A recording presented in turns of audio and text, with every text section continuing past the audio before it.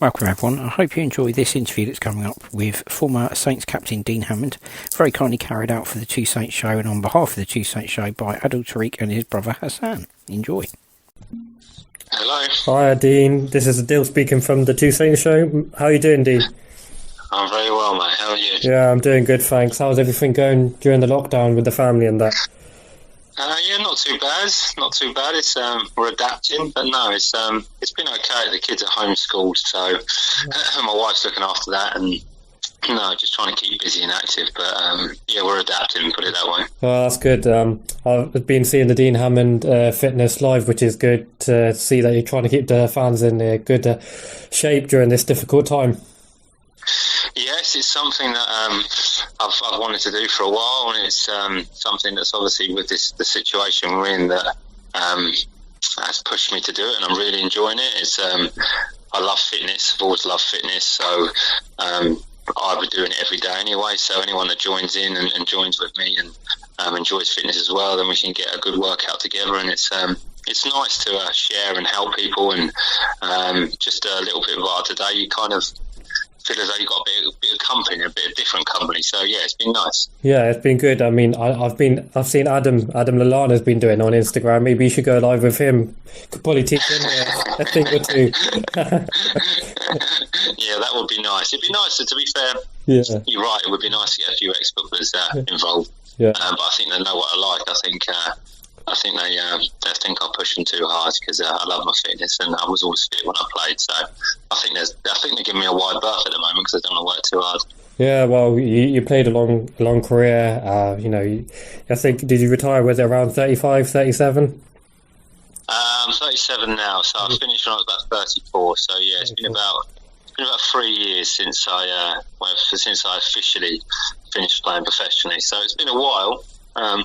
But yeah, I've got a bit of itchy feet at the minute, I must admit. Oh yeah, no, it's good to see. I've been speaking to Southampton fans, my friends, and they're really excited to hear about from you, because it's been a while. Believe it or not, 8 years ago, yesterday we got promoted back to the Premier League. Does it feel like 8 years? It definitely doesn't for me.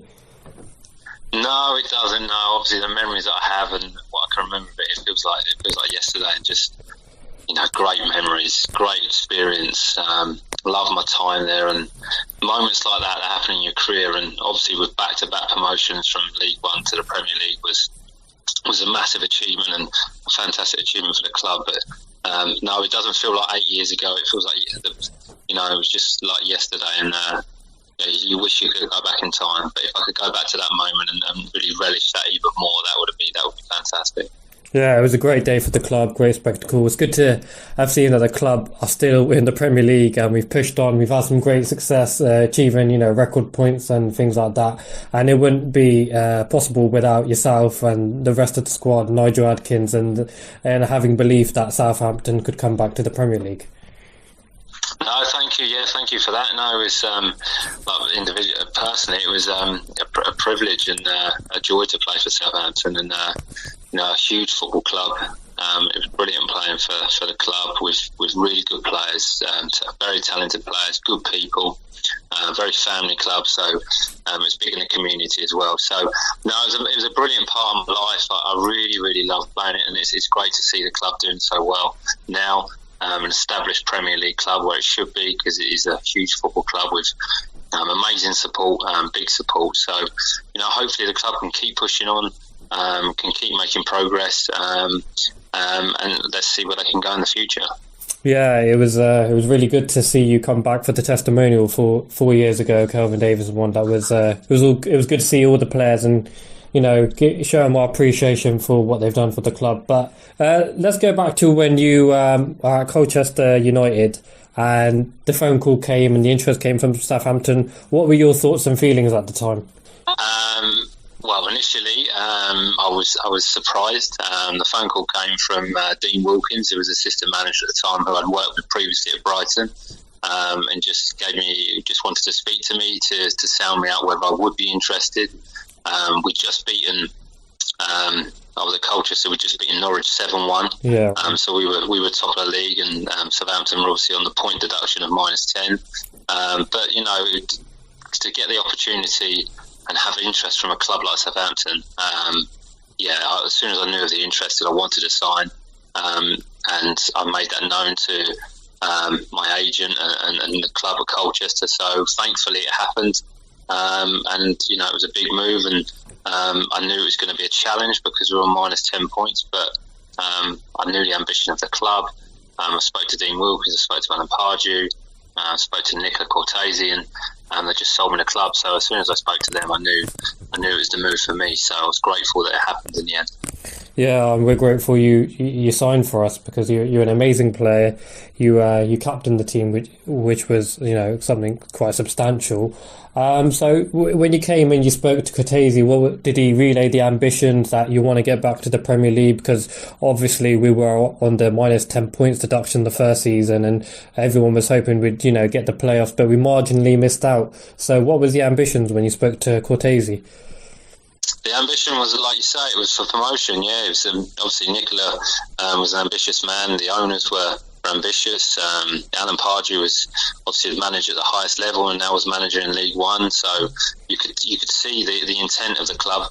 When I spoke to Nicola, he was just sold me the club. He sold me the vision to get back to the Premier League, to try and get into Europe, and we were in League One at the time. So his passion won me over, and I had no doubt in my mind that the club was going to move forward. Whether we could do it that season, being on minus 10 points, I didn't know, but it was something the club were really going to push for. And we tried our best. We won the Paints Trophy, which was an amazing day, and just missed out on the playoffs.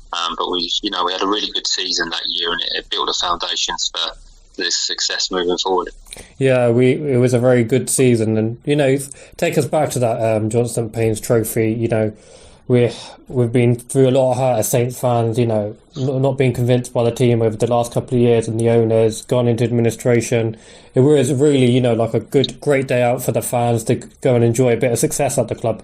What did it mean for you as a player to lead Southampton out onto the football pitch that game in front of 40,000 plus fans? Saints fans. Everything. Obviously, I've always wanted to play at the National Stadium. I'd been to the old one. It was the first time I'd been to the new one. We knew what the game meant to the club, to us as players, to the supporters. So once we reached the final, once we were, we got on the bus from the hotel to the stadium, and we saw the red and white of Southampton, and the amount of fans, that there was no doubt in my mind or the players' mind that we were gonna win on the day. We were going to perform, and we knew what it meant to the club, and we knew that there'd been some difficult times previously, and we believed that if we could win this competition at Wembley in front of 40, 50, 60,000 Southampton fans, it was the moment that was going to push the club back, and it was a real statement for us. But it was a great day, and to win 4-1 at Wembley very comfortably, it was really, really enjoyable day. So yeah, great memories. Yeah, great memories. It was a terrific season, and then surprisingly, the following season, we're not doing as well as we want to be, because obviously we want to win the league, we want to get promoted, and then Alan Pardew's just missed after a 4-0 win at Bristol Rovers. Was that quite shocking when you heard the news by the club? It was a surprise. I must admit, it was a surprise. We started the season slow, and that was strange, because we'd had a good pre-season. We had the nucleus. We had all the squad we had previously. We'd learned how to play together. We'd developed as players individually, as a group. So we understood how Alan wanted to play. And for some reason, we started the season slowly. I think we maybe had a couple of injuries, so we couldn't get our full team out, but we did against Bristol. Bristol Rovers put a really good performance in. So, yeah, the first I heard of it was on the Monday morning, driving to training, heard it on the radio, and got into training. And, we were told that Alan had been relieved of his duties, as well as Wally Downs, and there was going to be a change of manager. So it was a shock. Yeah, it was a shock. But, as players, we trusted the board, we trusted Nicola. We trusted the vision, and trusted that it was potentially the right decision. So, as players, you just get on with it. But in answer to your question, yeah, it was a shock, because we just won 4-0, and we felt as though, right, okay, our season could potentially start from here. So, yeah, I didn't see it coming. Yeah, But I mean, it was a shock, but I suppose it was the right strategic decision made by the board because we had a great man and a legend in Nigel Adkins who came in. What were your first thoughts of Nigel when he came into the dressing room and he tried to lift the players? What were your first thoughts of the manager? Good. He was different to Alan.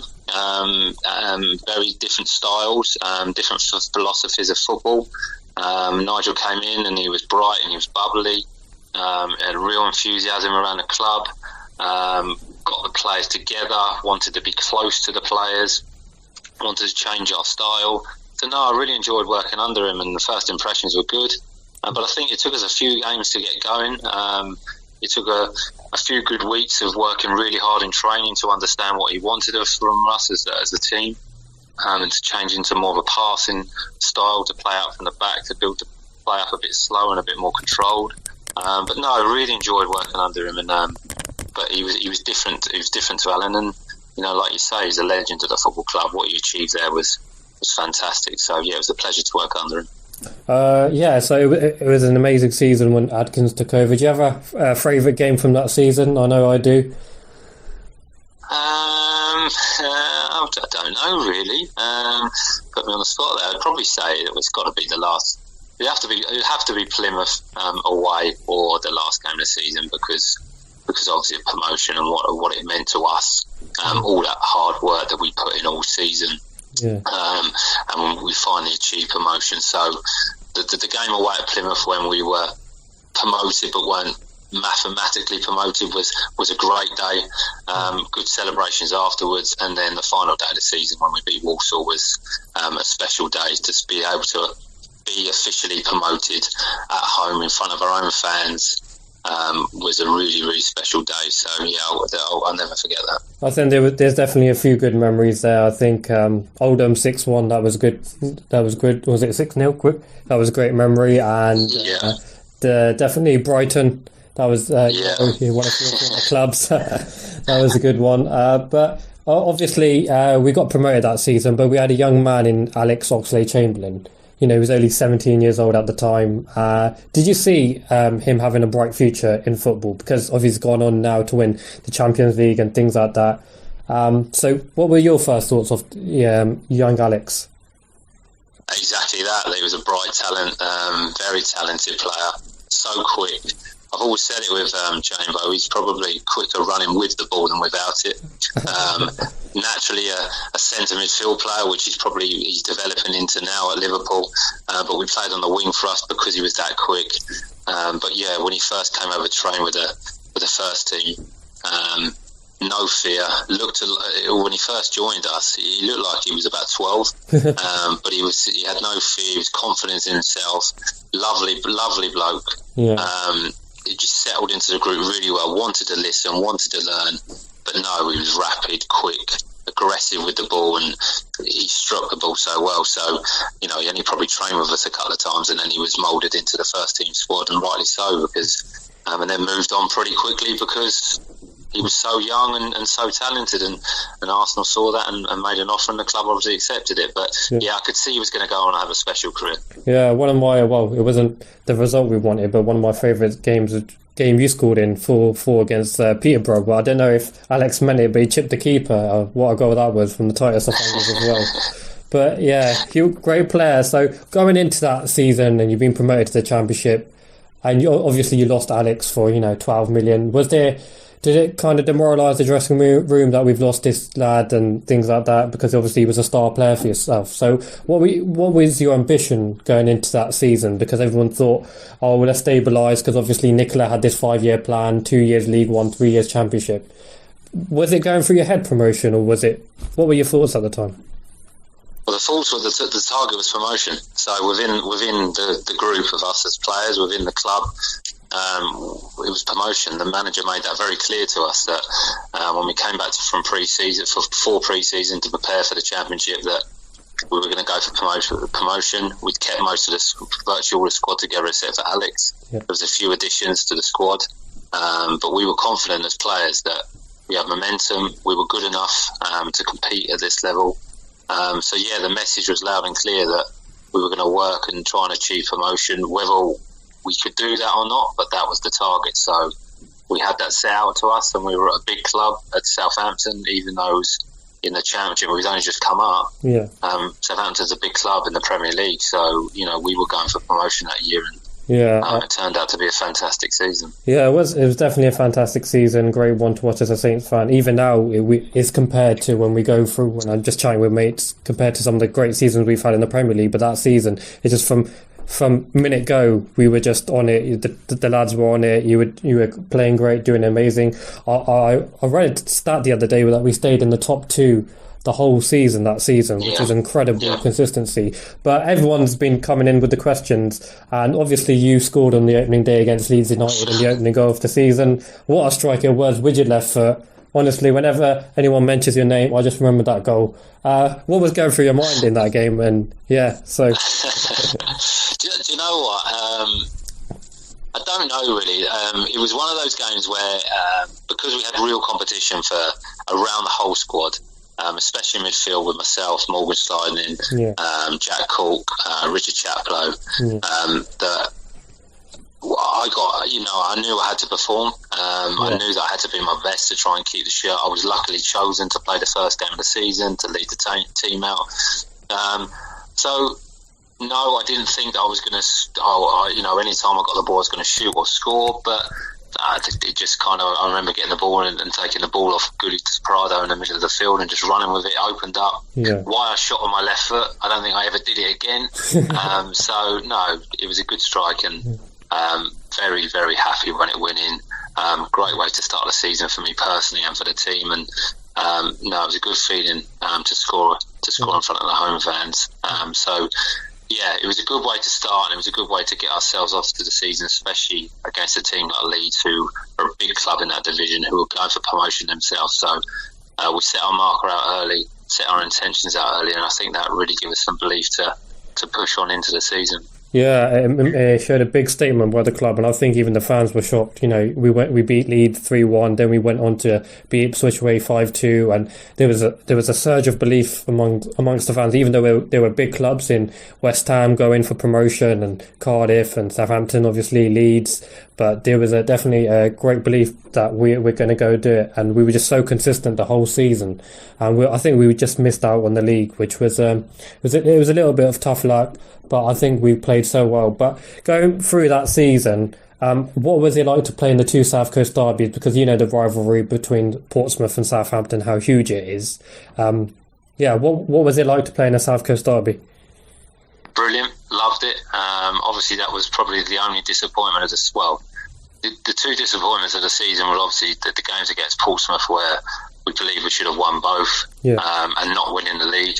But no, brilliant games to play, and you could feel the tension, you could feel the build up during the week, you could feel the extra importance of the game, and real hot atmospheres between the fans. So it was a disappointment not to win either of the games, especially leading both games and drawing both games, and more so the home game where I think we scored in the late 80s of the game, and then they equalised with a great strike, to be fair to them. But that was probably one of the disappointments of the season, that if we didn't beat Portsmouth that year. But great games and loved them. I remember the players loved playing. Yeah, a big disappointment not beating them. Yeah, it was a strike by David Norris, which was virtually the last strike of the game. Yeah, I know. It was disappointing, but don't worry. In recent times, we've gone up there and won 4-0, so it's all forgotten about. So, it was a great season, but then coming towards the end of the season, we obviously had the opportunity at Middlesbrough to seal promotion. Would you think there was a bit of nerve going into the last couple of games of the season, and that's probably what, got into the players' minds, or was it just on the day sort of thing? I don't think there was nerves. No, I think we were aware and conscious that obviously we were so close to achieving something that at the start of the season we were probably the only ones that we could get promoted. And there was a couple of games left, and we went to Middlesbrough, and we knew if we'd won, we would have been promoted, because I think West Ham drew, and we played later in the day. We scored early on. I remember Billy Sharp scoring after a few minutes, and we started the game really well. Yeah. But unfortunately, we didn't get a result. But I wouldn't say there was nerves around. I wouldn't say there was. But we knew going into the last game of the season, playing against Coventry at home, that if we'd been offered that at the start of the season, we would have bitten someone's hand off. So we were confident that we would still get promoted, even though they needed to win to stay up. So to be, again, like the previous season, to be playing your last game of the season at home to get promoted, fantastic. So, no nerves really, but just we probably sensed the importance of all the games towards the end. And, Reading have put such a good run together, winning 16, 17 games in a row. They just made it difficult for us. Yeah, I think Brian McDermott revolutionised that team, took over, and then they went from battling relegation to winning the league, which was, hats off to them for that incredible achievement. But obviously it was nice to... I suppose it was a blessing in disguise losing to Middlesbrough, because it was a great day to beat Coventry and seal promotion, and I suppose we would never have had that had we beat Middlesbrough, because the league was pretty much done and dusted once Reading knew that they'd won. We lost at Middlesbrough, but it gave us that special day against Coventry. The sun was out, the stadium was full. I think it was a blessing in disguise in the end. Yeah, in hindsight, it's a blessing in disguise. But I think at the time we'd have liked to have beat Middlesbrough just to make sure we got promoted. But yeah, like you say, 2 seasons in a row, we'd had 2 home games at the last 2 games of the season to get promoted. So, it was an amazing day. Like you say, the sun was out. We started the game well. We were 2-0 up. Went on to win 4-0. Party atmosphere. I can remember it clearly, and just being able to celebrate with the fans, and the years before the club, having the hurt of the administration, potentially the ownership, relegations. It was just a great day to get the club back to where they belonged, a Premier League club, a massive club, and we could all celebrate together at that home stadium. So, great day. Yeah, a great day. And if we just talk about a few players that were significant in the promotion, obviously everyone did their bit, but I think Adam Lallana, Ricky Lambert, they stick out for, Lallana getting the assists, Lambert putting him away in the net. What a great combination those two were. And did you think Lallana would go on to win the Champions League, play for, a big team in the Premier League? Because he was just, a lot of people just writing him off. And a lot of people thought the whole squad weren't going to do that well, like Lambert and Lallana in the Premier League, and they proved them wrong.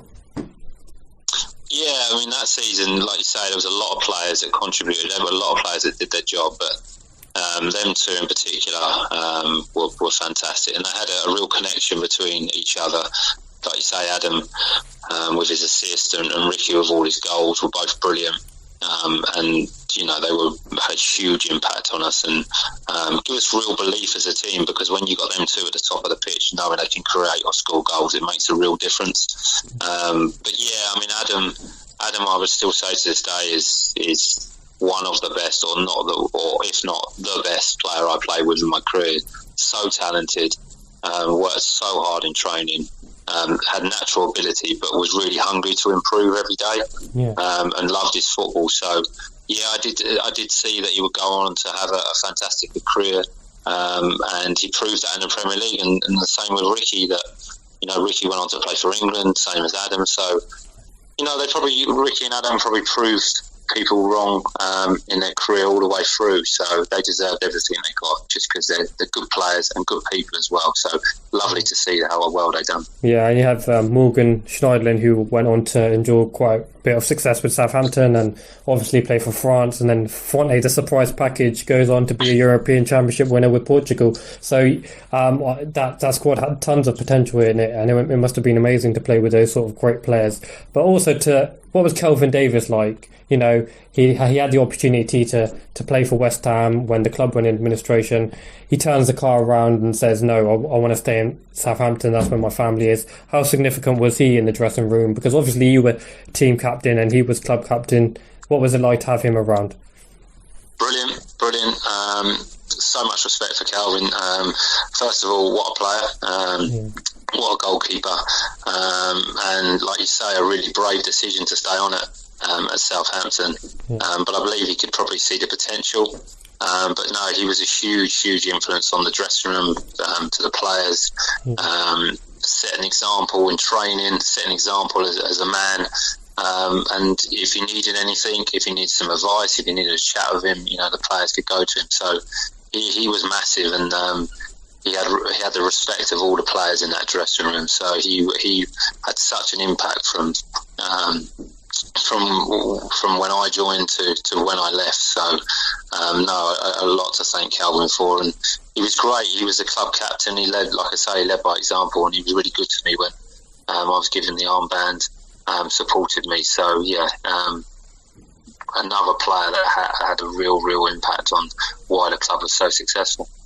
Yeah, no, it was there was a transition off the armband around November 2009 where Pardew thought we need a bit more vocalism on the field. So you would have had to be more vocal, speak to the defenders, attackers, and gel everyone together. Was it a difficult job at the time?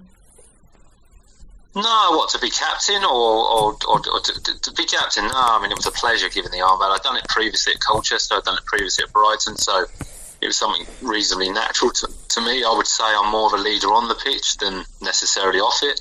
But yeah, I mean, Alan Pardew just wanted someone on the field closer to the player, could get messages to strikers, midfielders, defenders, have more of an influence on the referee and the game. So that was more the reasoning behind it. It was nothing to do with Calvin or a reflection on him. It was just more that Alan wanted a player within the radius of the pitch. So no, it was a pleasure to captain the side. Loved it, and really good memories of captaining the club, and special times to lead that team out. Yeah, well, we got promoted, and then obviously in the summer you were unfortunately loaned out to Brighton, a club where you started your career at. I think when I spoke to everyone this week about speaking to you, they said that one of the biggest regrets they had as Saints fan is never seeing you kick a ball in the Premier League with Southampton. Obviously, you had to. It was probably gutting to see at the time. Obviously, you did play in the Premier League with Leicester eventually, but how hard of a decision was that for yourself and everything? Because I know you're good friends with Nigel. It was difficult. I must admit, it was difficult because I'd signed for the club in League One, and now we're in the Premier League. And like everyone else within the squad, I wanted an opportunity. I wanted an opportunity to prove myself, but that didn't. It just didn't happen. And that's football. It's opinions. People had different views on things. So no, but the club were great with me. I must admit, Nicola was good with me. Nigel were good with me. They were honest with me. More midfielders had come into the club. I knew potentially it was going to be more difficult for me to play. Ward-Prowse was coming through, so they saw a big future in him. And that's life. You make decisions at the time. I got an opportunity to go back to Brighton on loan. So I had a decision to make, and I sat down with Nigel. We had a good discussion, and I made a decision, and the club helped me make the move. So if you're asking me, did I have any regrets? Yes, I would love to have led the team out once in the Premier League, played in the Premier League for Southampton. I would have loved that, but it wasn't meant to be. But that happens in football, and that's you have ups and downs. But I wouldn't change anything about my Southampton career because I loved it, and I was very privileged to play for the club. Yeah, you were always one of those players who gave 100% for the name on the front, Southampton, the badge. We all saw that as fans, so it was obviously disappointing when we did see you leave, but you always gave 100% to the club, and you are well acknowledged among the Saints fans, and everyone was excited about the interview. So we got a few questions from the fans that have come in, if that's okay, just to answer for a couple of minutes. Of course it is, yeah. So I have one from Hugh who said Hugh Bartlett, who says, who was your favourite player you played with at Southampton, or the most talented player? I probably already answered that, but I'd have to say, I mean, first of all, there were some amazing players, very talented players, in their right in all different ways. But the most talented player and the most gifted player, I'd have to say, would be Adam Lallana. Just technically fantastic, and worked so hard, and a great guy as well. So I'd have to say Adam. And was there a best mate in the dressing room, someone who you still keep in touch with now? I still speak to a few of the players. I wouldn't say I had a best mate, to be honest. I was, but I would say I keep contact with players. I was kind of a person that kind of got on with everyone, but didn't get too close to anyone.